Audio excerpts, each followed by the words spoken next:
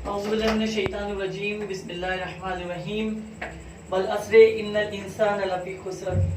इल्लल्लज़ीना आमनू व अमिलुस्सॉलिहाति व तवासौ बिल हक़्क़ि व तवासौ बिस सब्र।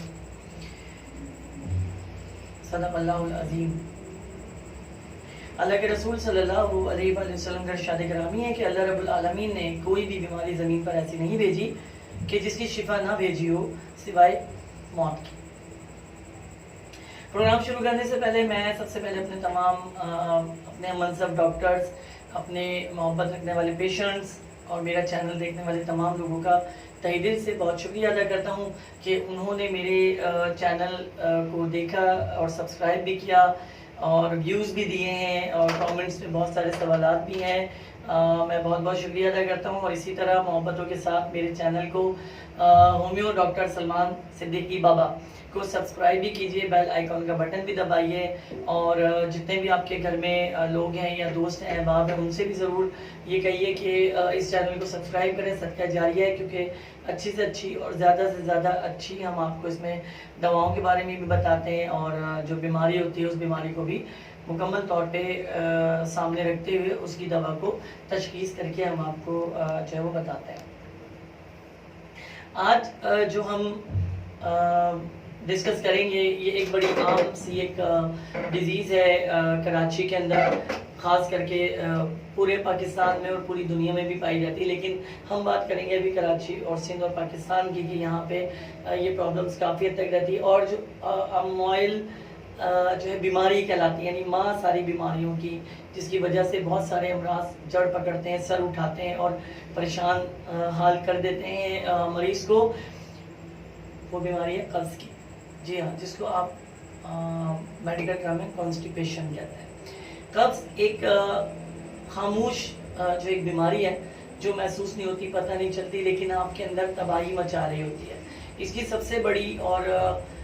जो है वाज़ेह अलामत ये है कि पेट का फूल जाना। जो आप खाना खाएं तो वो हजाबत के ज़रिए से, प्रोसेस के ज़रिए से हजाबत होकर बाहर जिस्म से नहीं निकलता और वो पेट के अंदर ये नुकसान पहुंचाना शुरू कर देता है, जिसमें सबसे पहले जो चीज़ होती है वो सूजन आती है, उसके बाद गैस्ट्रिक का मसला शुरू हो जाता है और बहुत से मामले यहाँ तक कि जिगर पे वरम का मामला, मैदे की खराबी का मामला, दिल पर सोजिश का मामला, आँखों की बिनाई का मामला, बहुत सारे मामले कब्ज़ की वजह से जो है मंज़र आम पर आते हैं या सामने जो है वो आ जाता है। हम बेसिकली आज जो बात करेंगे कब्ज़ होती क्यों और इसकी वजूहत क्या है और इसकी होम्योपैथिक में बेसिकली दवा क्या है। देखिए, जिस माहौल में हम लोग जी रहे हैं ये माहौल टोटल जो है पोल्यूशन का माहौल है। इसमें पॉपुलेशन इस कदर बढ़ चुकी है कि धोखेबाजी, दो नंबरी मुख्तलिफ ग़िज़ाओं के अंदर, खानों के अंदर, पीने के अंदर हमें इस्तेमाल कराई जाती है। यहाँ तक कि तकरीबन चीज़ें जो हैं वो जो है दो नंबर यानी बनाई जा रही हैं खिलाने के लिए, जिसमें सब्जियां भी शामिल हैं, जिसमें आटे को देख लीजिए कि उसमें मुख्तलिफ अज्जा शामिल करके उसकी असल जो क़ुव्वत है उसे ख़त्म कर दिया जाता है। सब्जियों में जहरीले जो है स्प्रे किए जा रहे हैं। मुर्गी को ले लीजिए, गाय के गोश्त को ले लीजिए, हत्ता कि यहाँ तक कि नमक और मिर्चों को भी ले लीजिए तो उसमें भी फ्रॉड और धोखा जो है वो हो रहा है। अब वो कह रहे हैं जो ये ग़िज़ा हम अपने खानों में जब डालते हैं तो ये अपने जो मनफी असरात हमारे जिस्म के अंदर मुंतकिल कर देते हैं, जिसकी वजह से हमारे जिस्म का इम्यूनिटी सिस्टम यानी दिफाई निज़ाम कमज़ोर पड़ जाता है और हम मुकम्मल तौर पे अपने आप को सेहतयाब नहीं समझ पाते और इस सेहतयाबी के इम्कानात के कम होने की वजह से हम ज़हनी और जिस्मानी तौर पे अबतर होना शुरू हो जाते हैं। ये चीज़ें क्या करती हैं कि हमारे जिस्म में जाके सबसे पहले हमारे मैदे को ख़राब करती हैं, हमारा हाजमा सबसे पहले ख़राब होता है, फिर हमारा जिगर जो है वो खून बनाना कम करता है, यानी खून की कमी होना शुरू हो जाती है।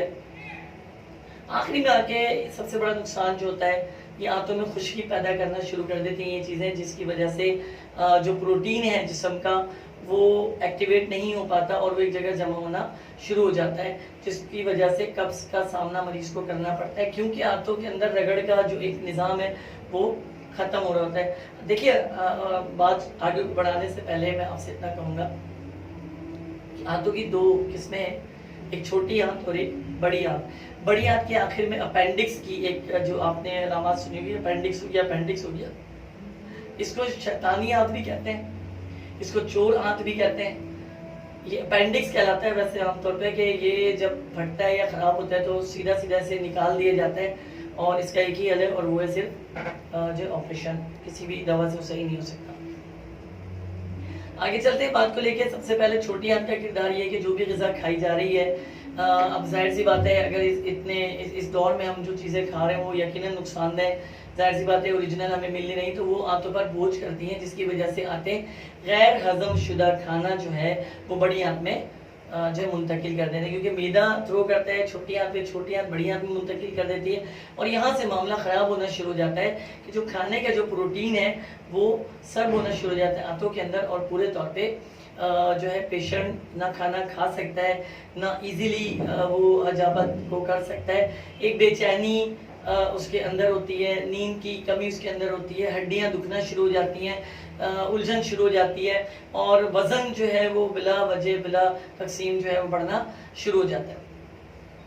अब सबसे बड़ा मसला यहाँ पे ये कि हम लोग जिस चीज़ के आदी हैं वो ज़्यादातर हम लोग गोश्त खाने के आदी हैं, नहीं गोश्त खो रहे हैं, सब्जी खो रहे हैं, इसके अलावा अजनास यानी दालों का भी हम इस्तेमाल करते हैं, लेकिन हम प्रोटीन की अगर बहुत ज़्यादा मिकदार ले लेते हैं तो भी हमें कब्ज़ की शिकायत का सामना करना पड़ता है। दूसरी बड़ी वजह हम जो अपना नुकसान कर रहे हैं, देखिए हम पानी का इस्तेमाल बहुत कम करते हैं, यानी पूरे दिन में 6-8 गिलास पानी पी लेना ये कोई कमाल नहीं, क्योंकि हमारा जिस्म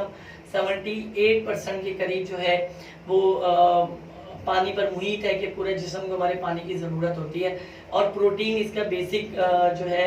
वर्कर है, जो पानी को आपके पूरे जिस्म में खून के साथ मिलके पहुंचाता है। प्रोटीन के बढ़ जाने की वजह से जो है वो आपका सबसे बड़ा मसला है कि मोशन शुरू हो जाएंगे। अगर प्रोटीन आपके जिस्म में कम हो गया है और जिसकी वजह से तो आपको कब्ज़ की जो शिकायत है वो शुरू हो जाएगी। प्रोटीन का सबसे मेन चीज़ होती है कि प्रोटीन हमारे पास गोश्त में, दालों में और बहुत सारी सब्जियों में शामिल होता है, फलों में शामिल होता है, जिसकी मुतवातिर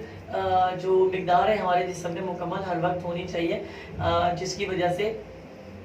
कब्ज़ की शिकायत हमारे जिस्म में ख़त्म हो जाती है। जंक फूड का इस्तेमाल, बच्चे हमारे बड़े हमारे बाहर से बर्गर ख़रीद के खाते हैं, जिंगर बर्गर हो गया या और रोस्ट हो गया या दूसरी चीज़ हो गई, बाहर से होटल की रोटियों का खाना या बाहर से सालन का ख़रीदना, तो ये बिल्कुल हाइजीनिक नहीं बना हुआ था, जिसकी वजह से परेशानी का सामना पेशेंट को जो करना पड़ जाता है। तो कहने का मकसद ये है कि घर में लाकर बनाइए, थोड़ी सी दिक्कत ज़रूर होगी, लेकिन जो हाइजीनिक है उस हाइजीनिक को हाइजीनिक रखें और सफाई सुथराई का ख्याल रखिए। टाइम क्योंकि कम होता है, मैं पूरी बात आप तक पहुंचाने की पूरी कोशिश करता हूं। आइए चलते हैं अब इसके परहेज़ की तरफ और चलते हैं इस पे जो है दवाओं की तरफ के दवाओं की क्या कंडीशन होगी। लेकिन इसकी अलामतों में सबसे बड़ी अलामत जो है वो पेट के निचले हिस्से में खिंचाव और तनाव है, और बैठते हुए बाकायदा महसूस होता है कि पेट में कुछ फंसा हुआ है या रुका हुआ है। बाज़ दफ़ा ये सुद्दे की कंडीशन इख्तियार कर लेता है, बाज़ दफ़ा ये बहुत शदीद ड्राई जो है वो हजामत की तरफ लेके चला जाता है, जिसमें मैं भी आपसे बताऊंगा ब्लैक कलर का स्टूल पास हो रहा होता है, वो भी प्रोटीन की बहुत ज़्यादा बढ़ जाने की वजह से जिस्म में होता है। सबसे पहली और सबसे बेस्ट जो मेडिसिन हमारे पास यहाँ होम्योपैथिक में कॉन्स्टिपेशन को जो है कवर करने के लिए मौजूद है, उसमें सबसे पहले है क्रूटन टैक। क्रूटन टैक एक ऐसी दवा है जो किसी भी किस्म के कब्ज़ को किसी भी अलामात के हवाले से फौरी तौर पर क्योर करती है। रोज़ाना रात को सोते हुए 5 कतरे आधे गिलास पानी में डाल के क्रूटन टैक की आप पिएँ। ये होम्योपैथिक दवा मदर नेचर में ले लीजिएगा, बहुत ही ज़बरदस्त इसका रिजल्ट है, रिस्पॉन्स है, और इंशाल्लाह अल्लाह करीम ने चाहा तो इससे बहुत शिफा मिलेगी, पेट हल्का होगा, भूख लगेगी, और जो जिस्म का निज़ाम हाजमा है वो बेहतर होना जो है अल्लाह की रहमतों से शुरू हो जाएगा। इसके बाद हमारे पास हम दूसरी दवा की तरफ चलते हैं जो कब्ज़ के लिए बहुत ही ज़्यादा फेवर करती है, वो ओपियम है। तो ओपियम उन लोगों के लिए, खास करके बच्चों के लिए ज़्यादा कारआमद है, और ओपियम उन लोगों के लिए ज़्यादा अच्छा है जो नशा करते हैं, जैसे पान का नशा हो गया, गुटखे का नशा हो गया, सिगरेट का नशा हो गया, या एनी अदर कोई भी ऐसी चीज़ जो मुसलसल तौर पे इस्तेमाल करें, उसके लिए ओपियम जो है 30 पोटेंसी में ज़रूर इस्तेमाल करें। इससे बहुत जो है वो फ़र्क पड़ता है, कब्ज़ बहुत बेहतर रहती है। इसके अलावा इम्यूनिटी सिस्टम बढ़ाने के लिए तो मैं आपको बार बार रेकमेंड करता हूँ रेक्सोरूबिया, क्योंकि इससे बेहतरीन कोई जो आप समझ लें कि फोर्स नहीं है आपके बॉडी को क़ुव्वत मुदाफ़ियत को बढ़ाने के लिए, और उसको मुदाफ़ी क़ुव्वत को आपके स्ट्रॉन्ग यानी मजबूत करने के लिए। तो इसको दूध में मिला के, नीम गर्म दूध में मिला के भी इस्तेमाल करने से जो कब्ज़ है वो बहुत ज़्यादा बेहतरी की तरफ जो आ जाती है, क्योंकि इसमें मैग्नीशियम फास है, वो बहुत ज़्यादा एक्टिव आंतों को करता है। इसके अलावा एक टैबलेट आती है हमारे पास लूजी के नाम से,